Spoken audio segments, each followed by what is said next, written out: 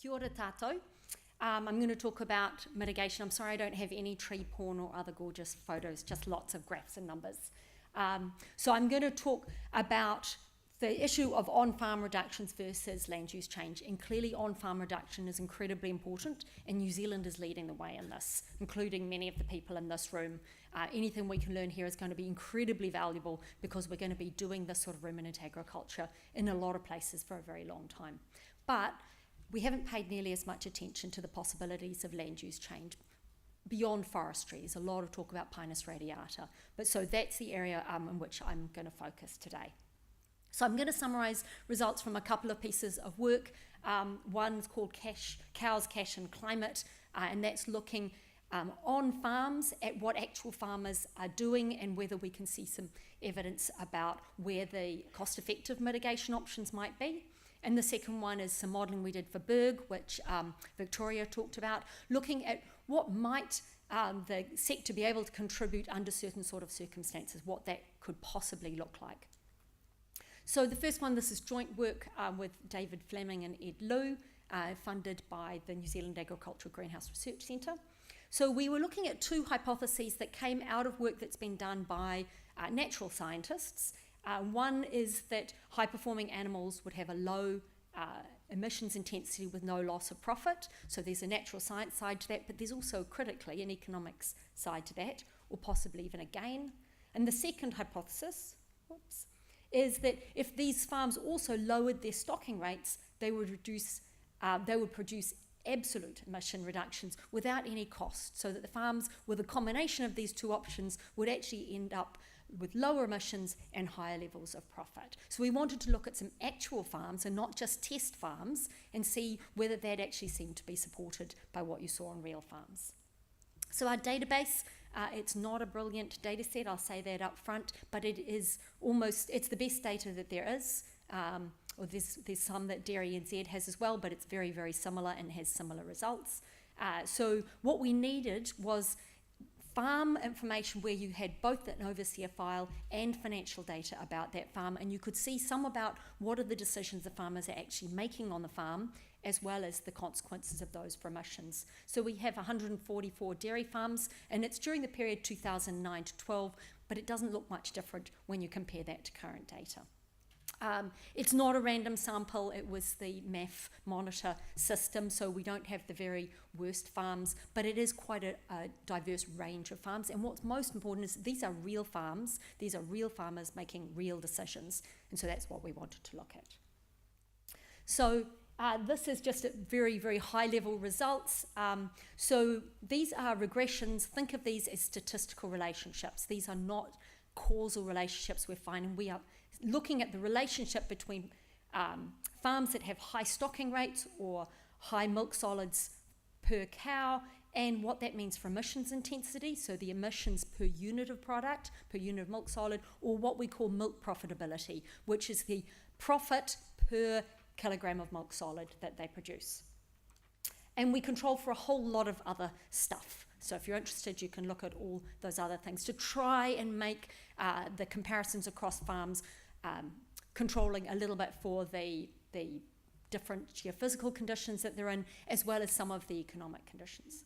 So what we find is that farmers with higher stocking rates, interestingly, have actually higher, they have higher stocking rates, have lower emissions intensity, which was actually opposite to what we were hoping to find. So that seems to suggest that actually increasing your stocking rate could be a good thing for mitigation.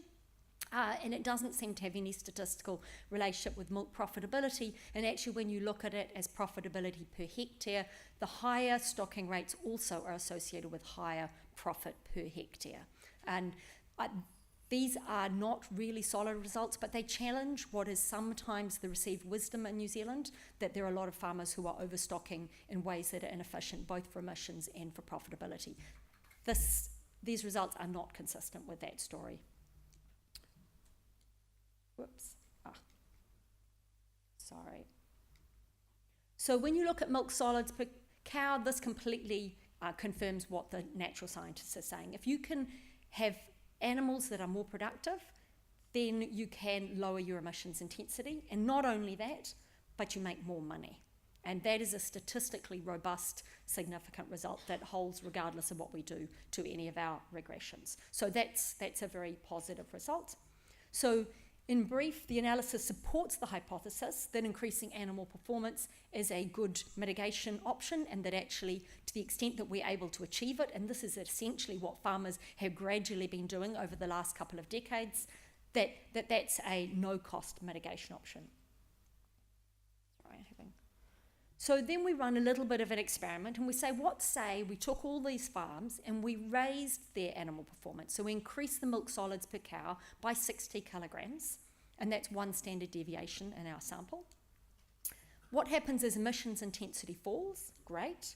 Profit rises by $618 per hectare, but the obvious challenge is that absolute emissions also rise, and they're rising by 1.6 tonnes per hectare.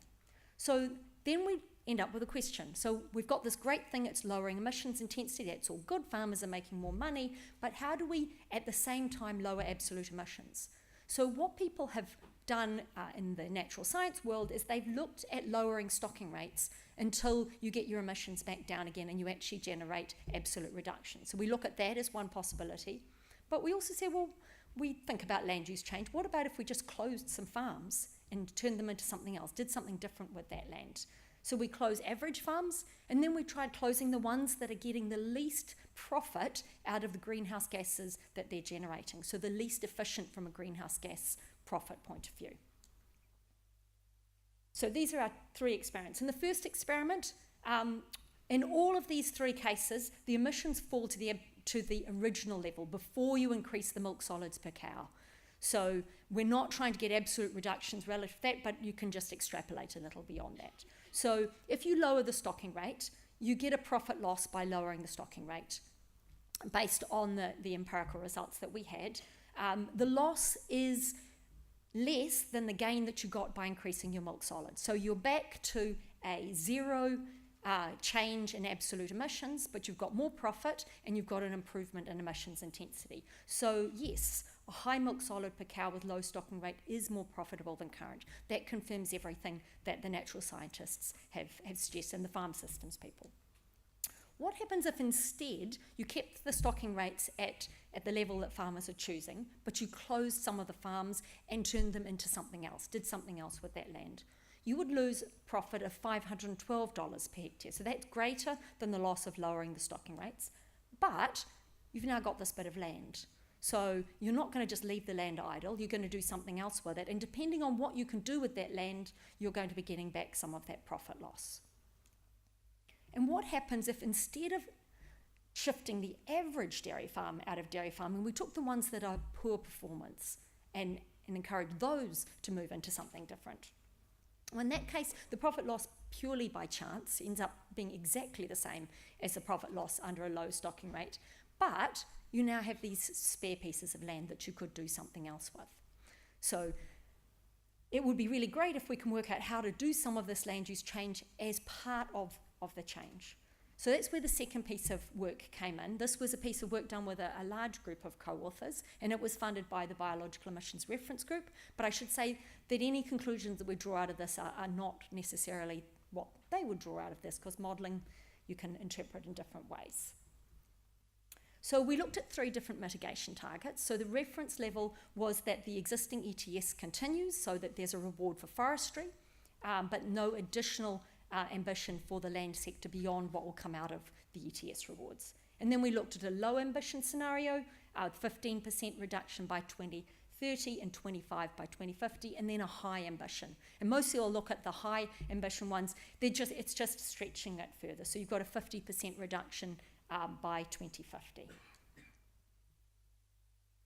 We also explored some different assumptions about land use, and I'll stress that these are assumptions. These are what-if scenarios. What if we were able to grow the horticulture sector faster than we are currently? We were able to create the value chains, find new profitable markets, new profitable products, and establish new industries.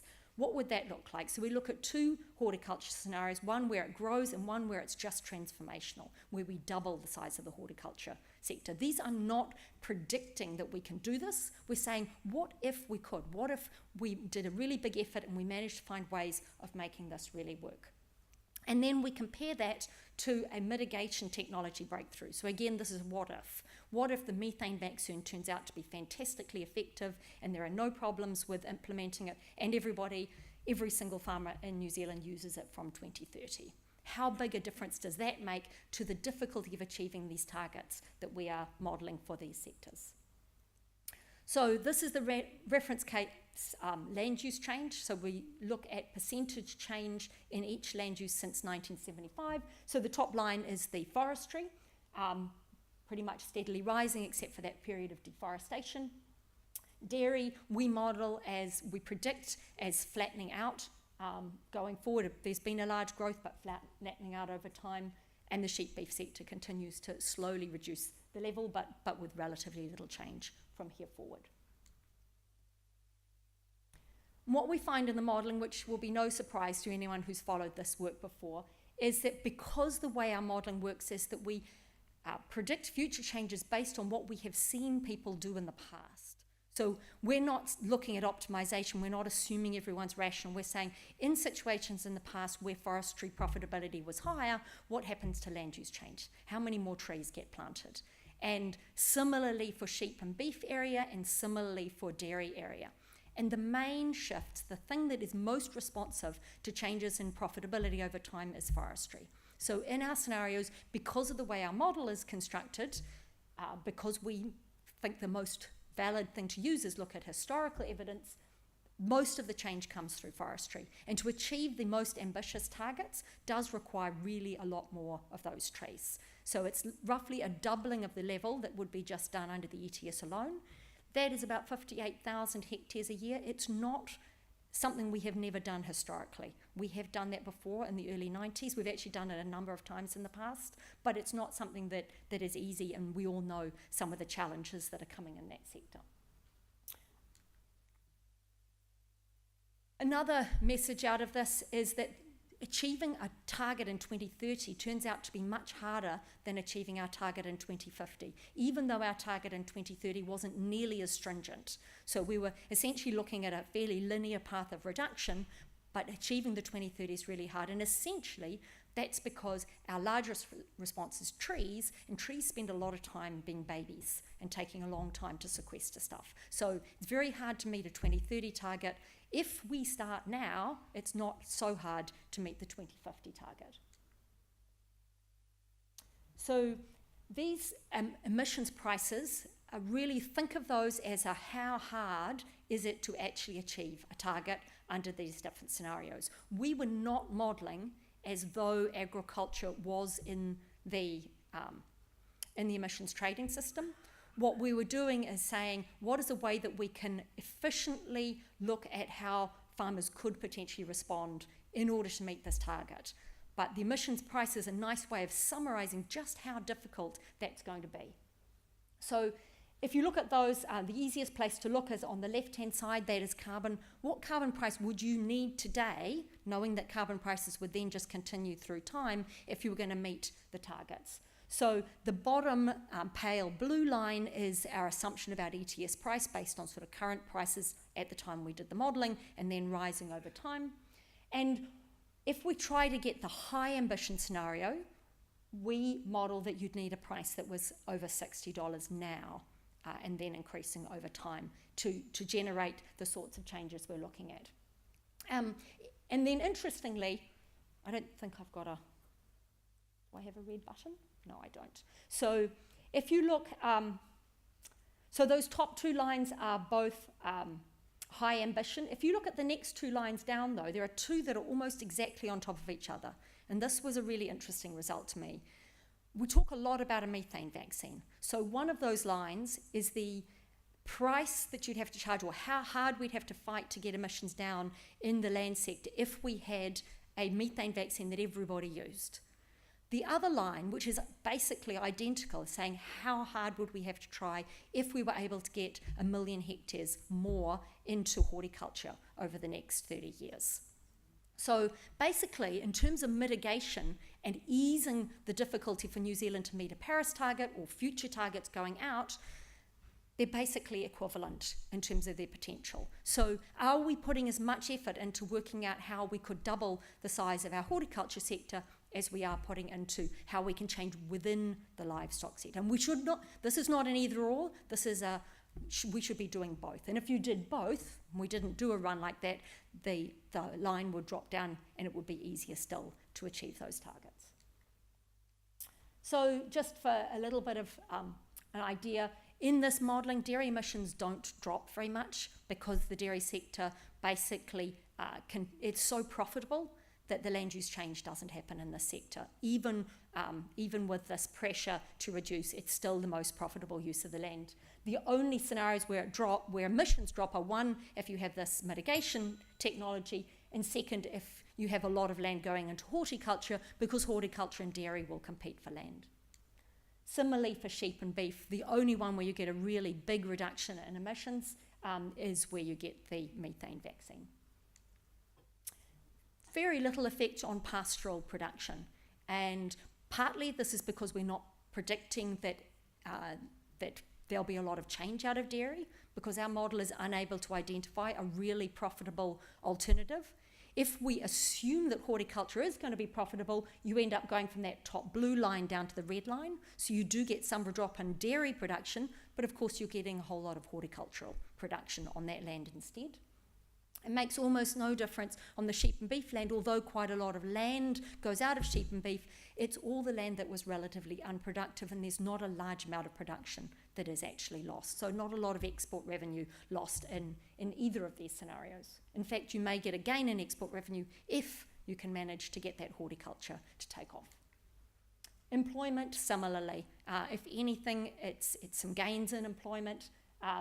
If you can get the horticulture going, but even if you can't, if you're in one of those left two scenarios, there's not a lot of change in employment for the same basic reasons. If you tried for a more ambitious scenario, all you're doing is expanding the story. And if anything, we would have enormous difficulty attracting that many people to work in horticulture. So that's possibly more of a challenge than the other way around. But all of this, these are what-if scenarios. So we don't know how to get 1 million hectares more of horticulture in New Zealand. I wish we did. We know that there are some real challenges in terms of getting supply chains that really work and having orderly transitions in these industries and new entrants. There are a lot of barriers to those sort of changes happening, and only one of those is that we're currently not pricing greenhouse gases fully. That's one of the barriers, but a lot of those other barriers are really important as well. And so solving some of those other barriers are things that the industry can do, things that scientists and researchers can do. Some of them are about education. We need a whole package that isn't just driven by government, that actually can move the whole parcel forwards. So just to summarise, mitigation through land use change is slow. Potentially it could be fast, but if it were fast, it would be very, very painful. So it tends to be slow because you're talking about changing the behaviour of an enormous number of people. That argues for starting now and really getting going. We've been talking about this for 10 years in the agriculture sector doing this. There has been progress, but it's not been as fast as we need. Second, we know that forestry expansion is the most price responsive option, but we also know it's not a permanent solution. In our modelling, by 2025, we kind of run out of land, and you begin to not get additional emissions gains from that point. And the world doesn't stop in 2025. That's just as far as we've been asked to model. So I'd love to model out to 2100, and you're going to get a really different sort of picture emerging in that time period. Methane vaccine, or 1 million hectares more of horticulture, would have very similar effects. Both of them have a lot of challenges between here and there, and we need to focus on trying to address some of those barriers. Finally, the impacts on production employment don't look devastating. So if we do this well and we allow the time, then they could actually be good. We could be increasing export revenues, increasing GDP, increasing employment. But there are definite challenges in that space. So Motu always does things with haiku. because I know that I can only remember 3 things. So here we are. To meet our targets, help port to grow, let forests respond. Thank you.